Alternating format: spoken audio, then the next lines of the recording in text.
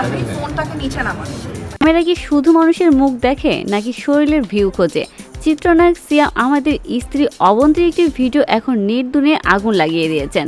ক্যামেরাম্যানকে একদম আঙ্গুল তুলে ধমক দিয়ে বলছেন, আপনার ফোনটা নিচে নামান।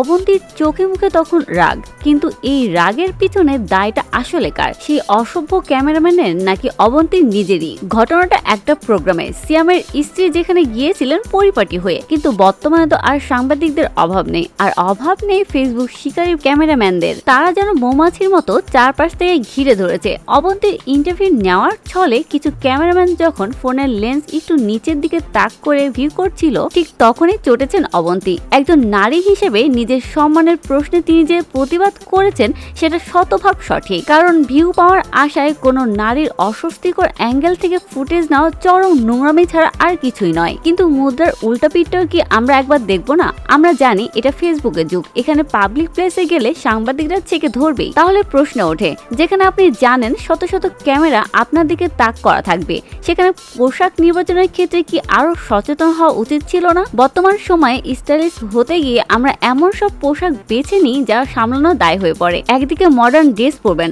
আবার পর্দা বা শালীনতা বজায় রাখতে চাইবেন। দুটো তো আসলে এক নৌকাতে চলে না। আসলে নিজেদের পোশাক যখন ঠিক থাকে না, তখন ওই সুযোগ সন্ধানী ক্যামেরাম্যান গুলো সাহস পেয়ে যায় নেগেটিভ দিকগুলো তুলে ধরতে। একদিকে নিজেদের খোলামেলা পোশাকে সাজানো, আর অন্যদিকে দোষ শুধু সাংবাদিকের।